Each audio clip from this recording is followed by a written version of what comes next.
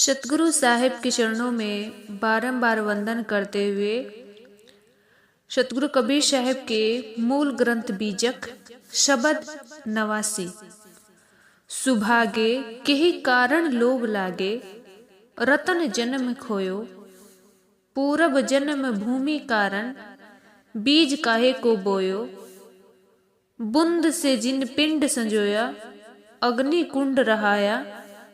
जब 10 मास मातु के गर्भे, बहुरी लागिल माया। 12 तेफुनी वृद्ध हुआ, हो निहार सो हुआ। जब जम अइहें बांध चलइहें, नैनन भरी भरी रोया। जीवन की जनी आशा राखो, काल धरे हैं सांसा। बाजी है संसार कबीरा, चित चेत डारो पासा। साहिब कहते हैं सुभागे के कारण लोभ लागे।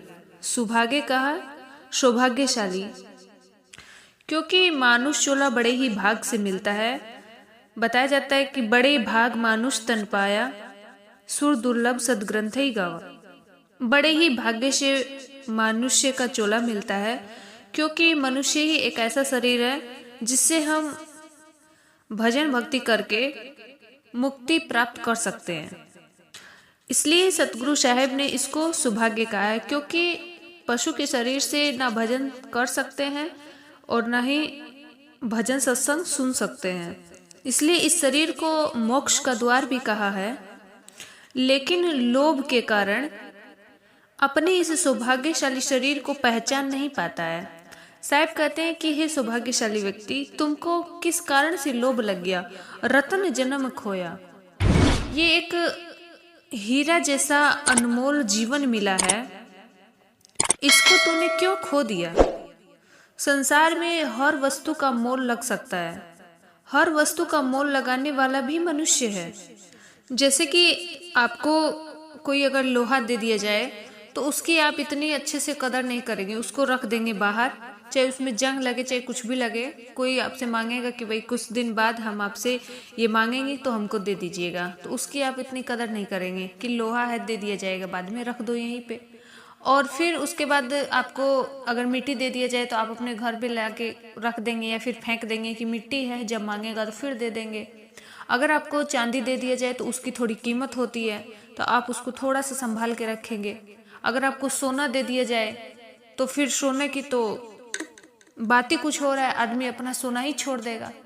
अगर आपको हीरा दे दिया जाए तो हीरा की कीमत भी बहुत ही अमूल्य है।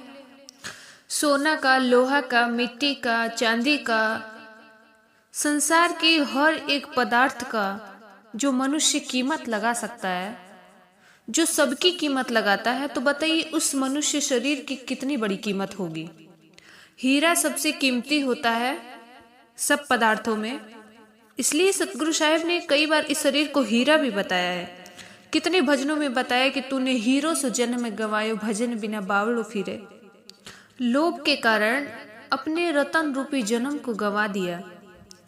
फिर साहिब कहते हैं पूरब जन्म भूमि कारण, बीज काहे को बोयो। बूंद से जिन पिंड सजोयो, अग्नि कुंड रहायो। कि पूर्व जन्म के कुछ संस्कारों से ये मानुष चोला प्राप्त हुआ है, और फिर वही संसार में आकर वही पाप कर्म के बीज बो रहे हो। जिस वासना से तुम्हारा जन्म हुआ है, फिर उसी वासना का संसार में बीज क्यों बो रहे हो। क्यों इसे हीरा जैसी अमूल्य शरीर को समझ नहीं पा रहे हो। क्यों संसार के लोभवश होकर रतन जैसे जन्म को खो रहे हो। बूंद से जिन पिंड सजोयो, अग्नि कुंड रहो। जो ये शरीर मिला है, पिंड यानी शरीर, जो ये शरीर हमको प्राप्त हुआ है, ये वासना की एक बूंद से हमको मिला है। वही एक बूंद माता के गर्भ में जाती है, उसी से मांस का पुतला तैयार होता है, और 9-10 मास तक माँ के गर्भ में रहते हो, अग्नि कुंड में रहते हो। रजवीर्य से बना ये मनुष्य शरीर माँ के गर्भ में 9-10 महीने तक रहता है, एक पतली सी झिल्ली में लिपटा हुआ। कई बार संतों के मुख से सुनने को मिलता है कि जब माँ के गर्भ में बच्चा रहता है 9 महीने तक, तो उसमें बच्चा घूमता फिरता रहता है। तो माँ सोचती है कि मेरा बच्चा अंदर खेल रहा है, कूद रहा है, घूम रहा है, तो उसको बाहर बहुत खुशी मिलती है। लेकिन असल में सुनने को मिलता है कि उस गर्भ के अंदर इतनी आग रहती है, इतना गर्मी रहता है उसमें, और उसमें बहुत गंदगी भी रहता है। और उसी गंदगी में छोटे छोटे जीव जंतु जो इन आंखों से नहीं दिखाई देते हैं, तो वो क्या करते हैं कि बच्चे के शरीर को नोचते हैं। तो उसी से क्या होता है कि बच्चा छटपटाता रहता है, घूमता रहता है, फिरता रहता है, लेकिन उसमें उसको बहुत पीड़ा होती है, बहुत दुख होता है। लेकिन उसकी ये दुख और पीड़ा बाहर वालों को खुशी देता है। उसी को साहब समझाने का प्रयास करते हैं कि वासना की एक बूंद से ये पूरा शरीर हमको मिला है, और फिर हम संसार में आकर उसी का बीज हम बो रहे हैं, उसी अग्निकुंड में फिर जाने के लिए। जब 10 मास मात के गर्भे बहुरी लागिल माया, जब माँ के गर्भ से बाहर आते हैं तो फिर वही माया हमको घेर लेती है। क्योंकि सबसे पहले बच्चे को शिक्षा माँ देती है। माँ स्वयं कहती है, मैं तुम्हारी माँ हूँ, ये तुम्हारे पिता है, ये तुम्हारी भाई है, ये तुम्हारी बहन है, और कुछ ज्ञान बाहर के लोग दे देते हैं। उसी से प्राणी उस अग्निकुंड को भूल जाता है। जैसे साहिब कहते हैं, कबीरा वह दिन याद कर, पग ऊपर तलसीस, मृत्यु मंडल में आए के भूल गया जगदीश। कि हे जीव, तो उस दिन को याद कर जब माँ के गर्भ में बहुत छटपटाता था, लेकिन बाहर आकर मृत्यु मंडल में आकर तुम उस परमपिता परमात्मा को भूल गए, और वो गर्भ की अग्नि जो तुमको रात दिन पीड़ा देती थी, उस अग्नि को भी तुम भूल गए हो। मान मान बंधन त्रावा, निज कर्तव्य में आप बंधावा, जो सोना ललनी फंस्यो, कीट कुसियारी माज, वैसे गति अजीब की वही दिवस से साँझ। कि संसार के मान बढ़ाई के बंधन में फंस गया है, अहंकार करता है। जैसे सुग्गा होता है, लाल मिर्ची को देख के फंस जाता है, वैसी ही गति इस जीव की हो गई है, और दिन रात इसी तरीके से बीते जा रहे हैं। 12 ते फुनि वृद्ध हुआ, होनहार सो हुआ, जब जम अहिए बांध चलइए, नैनन भरी भरी रोया। जब बच्चा बन के गर्भ से बाहर आता है, उसके बाद धीरे धीरे बालापन बीत जाता है, जवानी बीत जाती है, फिर वृद्ध हो जाता है। 12 ते फुनि वृद्ध हुआ, बालापन से फिर वृद्धावस्था आ जाती है। होनहार सो हुआ, साहब कहते हैं जो होना था सो हो गया। आछे दिन पाछे गए, हरि से किया न हेत, अब पछताए होत क्या जो चिड़िया चुग गई खेत। अब पछताने से क्या होता है, जो होना था सो तो हो गया है, क्योंकि पहले चेतना चाहिए था तो तू चेत नहीं पाया। अब तो वृद्ध अवस्था आ गई है, जब जम आइए बांध चले हैं। यमराज आएंगे, तुमको बांध के लेके चले जाएंगे। नैनन भरी भरी रोया, अब तू बहुत रोओगे। यमराज यानी जब मौत आएगी और संसार में जो जितना कमाया है वो सब धरा का धरा रह जाएगा, साथ नहीं लेके जाओगे, तब तुम्हारी आंखों से केवल आंसू ही गिरेंगे कि मैंने अपने लिए तो कुछ भी नहीं कमाया है, जो कुछ मैंने कमाया था वो तो सब मेरा बंट गया है। अब तो बुढ़ापे में कोई सहारा भी नहीं है। जो भजन एक सहारा था, जो साधना एक सहारा थी, अब वो तो मैं कर ही नहीं पाया। तो अब ये जीव क्या करता है, अपने जीवन का पछतावा करता है कि पहले चेत लिए होते तो आज ये दिन देखना नहीं पड़ता। जीवन की जनी आशा राखो, काल धरे है सांसा, बाजी है संसार कबीरा, चित चेते चेती डारो पासा। जीवन की जनी आशा रखो, कि इस जीवन की तुम आशा मत रखो कि कब मौत आ जाए और कब तुमको लेकर चली जाए। काल धरे है सांसा। साहिब अपनी बाणी में बताते हैं, कबीरा रसरी पाँव में क्या सोवे सुख चैन, सांस नगारा कूच का बाजित है दिन रैन। कि श्वासा जो है ये कूच का नगारा है।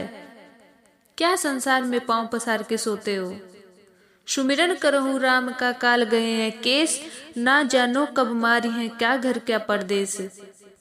कि परमात्मा का सुमिरन करो, भजन करो, काल का कोई भरोसा नहीं है कि वो कब तुमको खत्म कर दे। मौत का कोई भरोसा नहीं है कि वो कब आकर तुम्हारे सामने खड़ी हो जाए। कबीरा नौबत आपनी दिन 10 लेव बजाए, यह पुरपाटन यह गली भौरी न देखो आए। कि श्वासा रूपी जो नौबत है ये 10 दिन बजा लो, ये थोड़े ही दिन की है। यह पुरपाटन ये गली, ये गांव बाजार, ये गलियां फिर दोबारा देखने को नहीं मिलती हैं। तो साहेब इस शरीर के बारे में जीवन के बारे में बताते हैं कि जीवन बहुत थोड़ा है, इसकी आशा मत रखो। जैसे कुछ लोग कहते हैं बुढ़ापे में भक्ति करेंगे, तो कितने लोग बुढ़ापे में भक्ति कर पाते हैं। फिर कुछ लोग कहते हैं कि भजन भक्ति करने का ये कोई उम्र होता है, बूढ़े लोगों का काम है भजन भक्ति करना। तो कितने बूढ़े लोग भजन करते हैं, भक्ति करते हैं, साधना करते हैं। जो जीवन में कमाया है बुढ़ापे तक फिर वही याद रहता है, भजन भक्ति याद नहीं रहता है। जीवन भर लोभ लालच में फंसे थे तो बुढ़ापे में लोभ कैसे छूट सकता है। साहिब कहते हैं माया मरी न मन मरा, मर मर गया शरीर, आशा तृष्णा ना मरी, कह गए साहिब कबीर। कि शरीर पूरा जर्जर हो जाता है, शरीर से ना माया खत्म होती है, ना मोह खत्म होता है, और ना ही इसकी आशा शक्ति खत्म होती है। परिवार के प्रति, धन के प्रति, संसार के प्रति आशा शक्ति लगी रहती है। इसलिए कबीर साहब की एक वाणी है कि बालापन में करे फकीरी, जग से रहे उदास, तीर्थ सब इच्छा करे कब आवे वैदास। कि जो बचपन से भक्ति करता है और संसार से उदास रहता है, ऐसे जीव का तो तीर्थ भी इंतजार करते हैं कि वो दास कब आए और कब मैं उसका दर्शन करूं। बाजी है संसार कबीरा, चित चेती डारो पासा। साहिब कहते हैं कि इस शरीर रूपी जो बाजी हमको मिला है, इसको बड़ा ही चेत के संसार में पासा डालो। चित चेती डारो, चित यानी मन को चेत करके इस संसार में पासा डालो, क्योंकि शरीर दोबारा मिलने वाला नहीं है। साहिब कहते हैं लक 84 भोग कर पोपर अटकी आए, अब की पासा ना पड़े फिर 84 जाए। कि बड़े 84 लाख योनियों को भोगते हुए मनुष्य चोला मिला है, अब इस पर आके अटक गई है। अगर इस बार इस संसार की बाजी को अगर हम नहीं जीत पाए, संसार के काम क्रोध लोभ मोह विषय वासनाओं को नहीं जीत पाए, तो फिर हमको 84 लाख योनियों में जाना पड़ता है। क्योंकि मनुष्य का शरीर ही एक ऐसा है जिससे हम मुक्ति पा सकते हैं। तो इसलिए साहेब इस शब्द में, इस पद में यही समझाते हैं कि हे सौभाग्यशाली मनुष्य, लोभ में ना फंसकर इस रतन रूपी जन्म को सुधारो जो पूर्व जन्म के संस्कारों से हमको मिलता है, और उस गर्भ की अग्नि कुंड को याद रखते हुए अपने जीवन को सुधारने का प्रयास करो। फिर इस संसार के मोह माया मान सम्मान में ना लगकर प्रभु भक्ति में हमेशा के लिए लीन हो जाओ। और इस जीवन की तो कोई आशा मत रखो, क्योंकि काल हमेशा सर के ऊपर खड़ा रहता है। न जाने कब तुम्हारी मृत्यु आकर तुम्हारा दरवाजा खटखटाए। इसलिए लोभ को खत्म कर विषय वासनाओं से विरक्त होकर इस रतन रूपे हीरे रूपे अनमोल जीवन को समझने का प्रयास करो। बोलिए सतगुरु साहेब की जय। शाहे बंदगी, शाहे बंदगी, शाहे बंदगी।